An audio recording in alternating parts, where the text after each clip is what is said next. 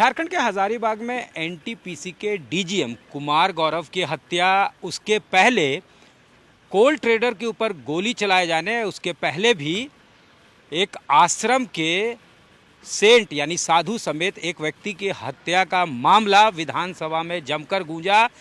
आरोप लगाया गया कि यहाँ पे विधि व्यवस्था बिल्कुल ध्वस्त हो चुकी है।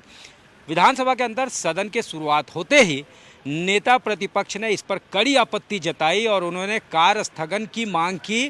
कहा कि बाकी सारे बिजनेस जो हैं उसको ठप कर दिया जाए, इररिलेवेंट है, यहाँ के लॉ एंड ऑर्डर सिचुएशन पे डिस्कशन हो, वृहद जो है चर्चा किया जाए, वो चर्चा चाहते थे सदन के अंदर। उन्होंने कहा कि हेमंत है तो हिम्मत है, ये स्लोगन हुआ करता था इंडिया ब्लॉक के नेताओं का, लेकिन ऐसा लगता है कि ये हिम्मत जो है वो अब अपराधियों में आ गई है। इसके बाद वेल पे आ जाते हैं तमाम जो विपक्ष के विधायक हैं, वो सदन जो है स्थगित हो जाता है, यानी पूरा प्रश्नकाल जो है वो वॉश आउट हो जाता है crime law and order situation पे डिस्कशन के मांग को लेकर। उसके बाद भी ये मुद्दा थमता नहीं है। डीजीपी ने ये साफ तौर से कहा कि जेल के अंदर से संगठित गिरोह जो हैं वो अपराध को अंजाम दे रहे हैं वर्चुअल नंबर के सहारे, यानी वर्चुअल नंबर लेते हैं, व्हाट्सएप कॉलिंग करते हैं, और 3 गैंग जो है इसमें उनकी कॉम्प्लिसिटी जो है वो डिटेक्ट की गई है, जिसमें उन्होंने विकास तिवारी का नाम बताया, अमन श्रीवास्तव का नाम बताया और अमन साव का नाम बताया, और यही गैंग जो है वो इन्वॉल्व हैं। क्लैरिटी अभी हजारीबाग में जो डीजीएम की हत्या हुई है उस पर उन्होंने बताया कि अभी बहुत ज़्यादा क्लैरिटी नहीं है। एसआईटी कंस्टिट्यूट किया गया है उसमें ब्रेक थ्रू के लिए। साथ ही साथ कोल ट्रेडर को जो गोली मारी गई थी उसमें जो है उन्होंने कहा कि आइडेंटिफाई कर लिए गए हैं क्रिमिनल्स, 2 से 3 दिनों में इसका खुलासा हो जाएगा और ऑर्गेनाइज्ड गैंग को हमेशा के लिए ध्वस्त करने को लेकर पुलिस कमिटेड है। लेकिन ये मुद्दा जो है सदन के अंदर गूंजता रहा।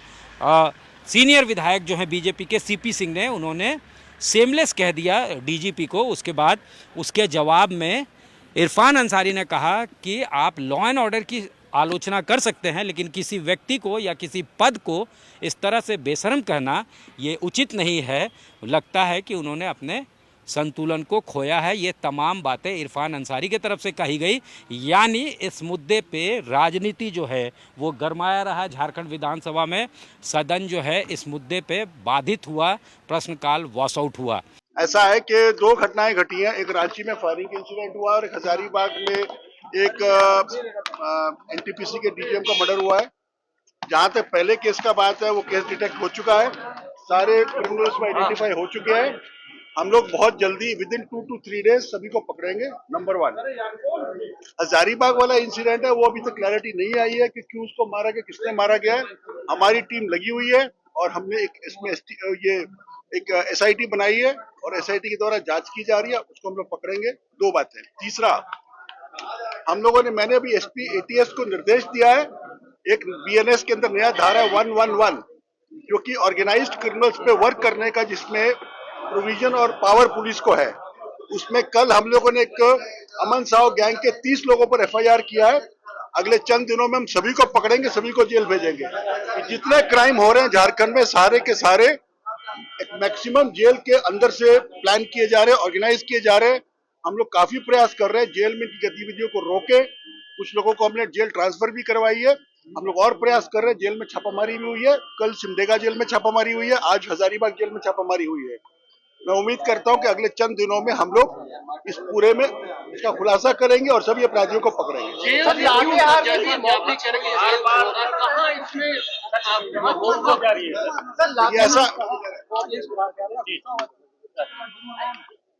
ऐसा है कि जेल के अंदर से जो 3 बड़े गैंग हैं, विकास तिवारी, अमन श्रीवास्तव और अमन साव, यही 3 लोग हैं जो इसमें लगे हुए हैं। ये लोग वर्चुअल नंबर्स क्रिएट करके विदेशी नंबरों से व्हाट्सएप से कॉल करते हैं, जिसमें थोड़ी सी टेक्निकल लिमिटेशन हमारे पास में रहती है, परंतु हम लोगों ने इसमें ब्रेक थ्रू कर लिया है।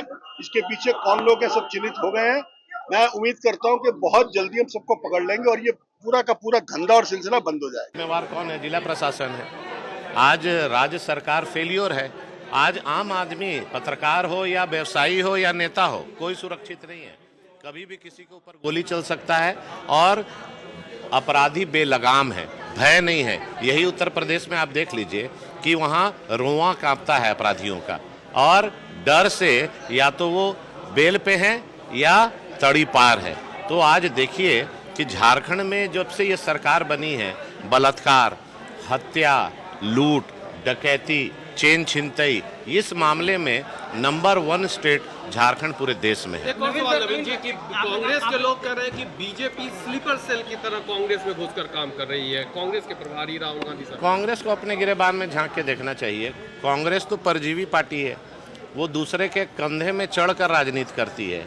मैंने तो सदन में कहा कि अगर आपको इतना ताकत था तो आप अलग अलग लड़के देख लेते। दिल्ली में लड़के देख लिए, क्या परिणाम मिला। झारखंड में भी इतना आपको अपने ऊपर गुमान है तो आप जेएमएम से हट के इंडिया गठबंधन से हटिए और लड़ के आइए। और दूसरे पर निर्भर होकर इस तरह का बयान देना अपने आप में शर्म लगता है। पटवारी महोदय ने जो बयान दिया, अरे आवाज नहीं करो ना यार, या तो तुम ही बोलो या मंत्री जी बोलेंगे। उस पर मेरी टिप्पणी ठीक नहीं होगी। और ये बात सही है हाँ। कि चुनाव के समय में कुछ भाजपा के लोग पार्टी छोड़कर आते हैं, कुछ कांग्रेस के लोग पार्टी छोड़कर भाजपा में जाते हैं। उस परिप्रेक्ष्य में कहा गया होगा। अब कांग्रेस की नेत्री वो गिरिडीह के आसपास के जो विधायक है, जो भाजपा में चली गई, विधायक बन गई। भाजपा के कई लोग आए, कांग्रेस में विधायक बन गए। भाजपा से कई लोग आए, कांग्रेस से बड़े पद पर हैं। तो निश्चित तौर पर उनका जो बयान है सटीक है। राहुल गांधी ने जो बयान दिया है सटीक बयान दिया है। अगर आप कोई पार्टी छोड़कर कांग्रेस पार्टी स्वीकार करते हो तो आपकी विचारधारा भी कांग्रेसी होनी चाहिए। और ऐसा नहीं कि आप पार्टी में आए, पार्टी का लाभ ले रहे हैं और बाहर अनाप शनाप बोल रहे हैं, पार्टी को डैमेज कर रहे हैं।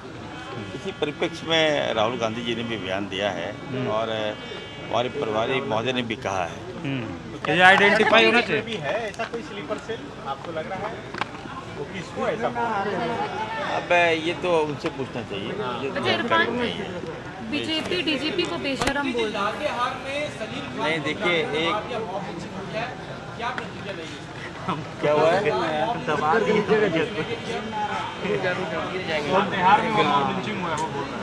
बिल्कुल गलत है ये। जिसने भी कानून व्यवस्था को अपने हाथ में लिया है इसको हम लोग नहीं छोड़ सकते। और आपने संज्ञान में दिया है, मैं देखता हूँ, दिखवाता हूँ। अगर जो भी लोग कानून हाथ में लिया किसी को भी मारेगा उसको हम लोग नहीं छोड़ेंगे। कैमरामैन राकेश तिवारी के साथ सत्यजीत कुमार, रांची आज तक।